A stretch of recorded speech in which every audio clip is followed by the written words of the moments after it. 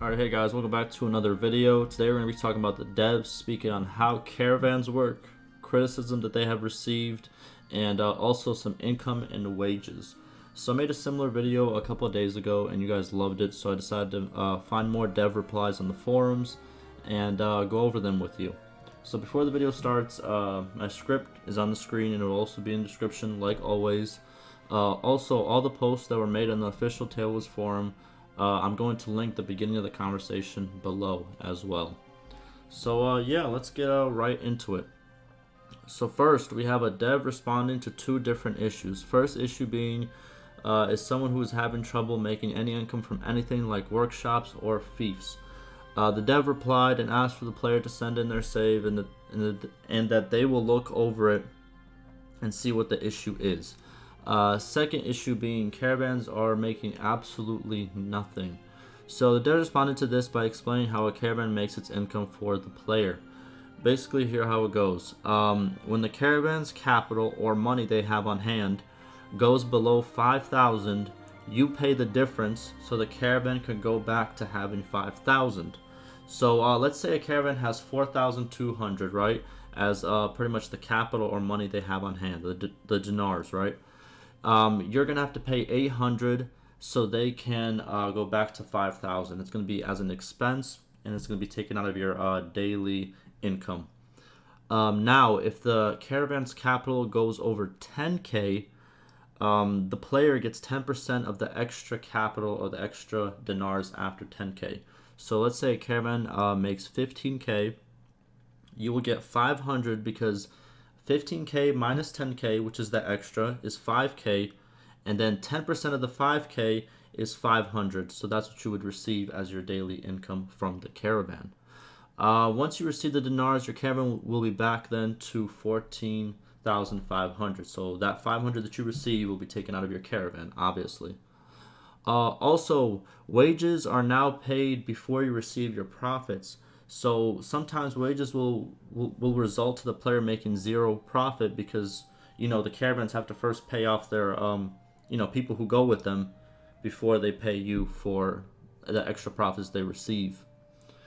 Now, when it comes to buying things from your caravan to boost income, here's what the dev has to say.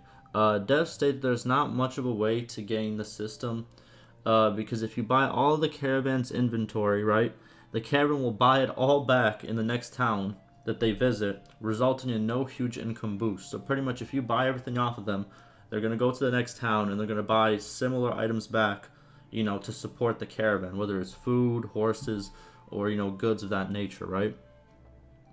So it's pretty cool insight on how caravans work. Like, I surely learned something new because I knew the concept of caravans, but I didn't know how the income and profit system worked. So good on the devs for showing us how it actually, you know, works. They've done this a couple times in the past because I've done a couple of these videos in the past as well, and I'm pretty sure one of them was how garrisons worked and how troop XP worked. They do a lot of these and they do them kind of frequently, so I do appreciate it. Now, second, we have a player making a joke about how the devs having to work their hardest even on weekends to satisfy all the mad and upset people. The dev responded to this statement stating that the team at Tailworlds enjoys coding and making games, and they are happy to work extra or even holidays, but they also have families and need to spend time with families. Also stated that the criticism is okay. He understands that people are frustrated because they want Bannerlord to be a great game. All criticism is feedback, and they are collecting all feedback. Again, like I said in other video I did, very good on the devs to take criticism on the chin, stay calm and keep going. You know, no fake apologies. They're just saying facts, and I really resonate with the family part. I used to work a lot, like a lot, and I used to push away my friends and my family and all that stuff. And yeah, sometimes you gotta sit back and you gotta spend some time with your family. You know, I'm trying to do a better job now. I'm gonna have a kid soon. You know, I'm a month away from having a baby boy, and like I know I'm gonna have to take time off from either this YouTube or from my job, you know, to be with my family, to, you know, see my son grow and stuff like that. But just like I understand, and I think other people should understand as well. Plus, at the rate they are working, I feel like they're doing a great job, and they're putting stuff out a lot faster than a lot of other games. You have to understand that, because a lot of other games, they have a patch every 4 months. That's kind of like the basis. If you make it every month, that's already crazy. And the way this game's patches have been pretty crazy if you think about it. Now, third, we have a player asking about companion parties not making any income. So the dev responded that companions now also pay their wages before you see your income as a player, same way as the Caravans do. Parties paying their wages first was changed around the 1.4.0 patch. I do remember when this change happened, and also I think it was around the same time when we received the new income pop-up, where pretty much if you scroll over your dinars, it shows you all your income streams and all your expenses. And this was way more organized and simpler than before, because back in the day, I said back in the day, probably like a month and a half ago, right? The income stream, it used to be every single castle, every single point that you're making money and you're losing money, and sometimes it would go off the screen, so it's very unorganized in my opinion. Now, fourth and last, we have someone asking about the new and simple income screen. So the one that I just talked about. Players stated that they did not know if this was a meant change or a bug. So the dev responded and stated that this was a change that happened around 1.4.1, and that he personally prefers the more crowded income pop-up. Also stated that the wages will pop up in the income stream if the player has to pay the wages out of pocket, because the profits were not there to cover the wages. So if the profits pay for the party's wage, like the ones, so if all the wages are paid with, let's say, the profit they made from either selling prisoners, getting stuff, and selling it to towns, then you will not see the cost on your income stream. But they also stated that they don't remember if the companion party wages needed to be paid threshold was 5,000 or 1,000 or 10,000 dinars, so they didn't want to cause any confusion, so they said they will get back to us on that. Again, cool concept. I didn't even notice all of these changes and how they work, but now I do. Personally, I like the new version of the income pop-up because I owned a lot of fiefs, and like I said, my list would go off the screen. What would be a good idea, and is already implemented in the game in a lot of ways, is maybe if I hover over the income, right, I can hold left alt to make the detail version show up on the screen. Same way as if you go close to any lord's party on the map, you hold alt while hovering over their name, you get to see a breakdown of their troops, their prisoners, and all of that. Just like that type of thing. I think that should be implemented into the income breakdown as well.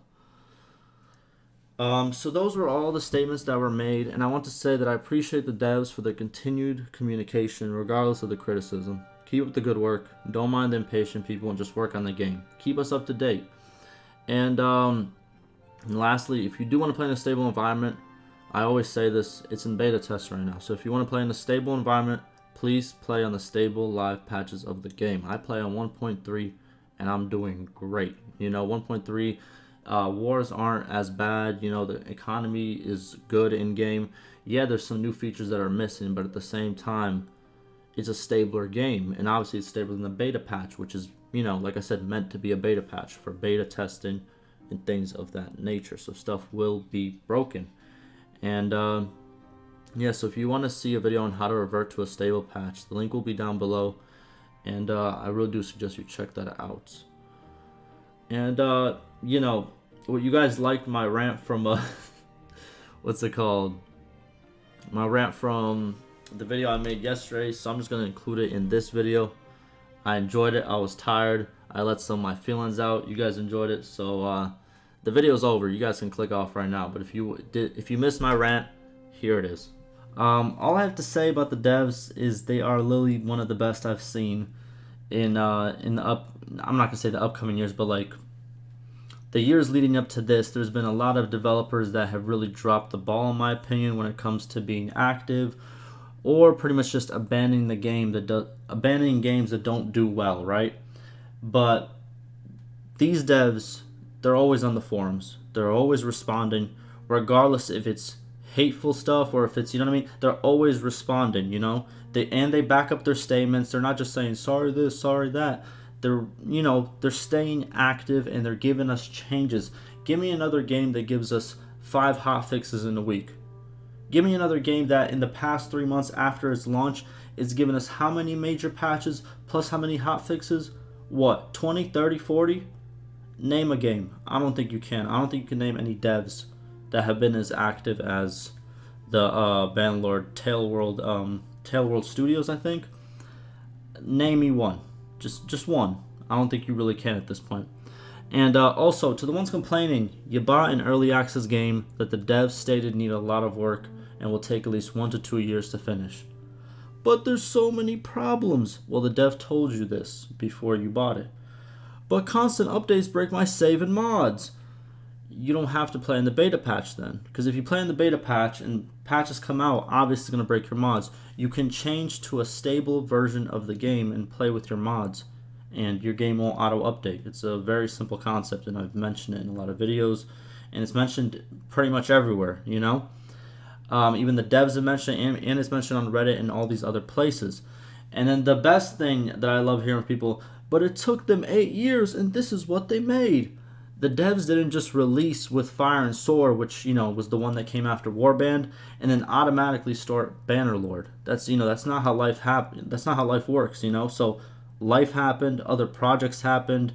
Like, think about it. Even for yourself, you've been telling yourself, like, oh, I'm gonna start this new little side business I want, or this new workout, or this new whatever, right? And you still haven't started it, you know? Stuff comes and stuff, you know, stuff takes time. So saying that they finished one game and then started the next, it's not very realistic, you know? There's probably been other projects that they tried to open up. There's new games that they tried to, you know, make. Stuff happens. But yeah, man, this is all I have to say. I feel like I'm rambling too much, you know? I'm probably rambling way too much, but hopefully you guys enjoyed. Ask me any questions on any of the changes, any other concerns that you have. Talking about reverting to a stable patch, I have a video talking about how you can revert from the beta patch to a stable patch. I currently play on 1.3, and it's going great for me. Wars are fine in that version. You know, everything is fine in that version. So, yeah, I have a video on how you can do that below.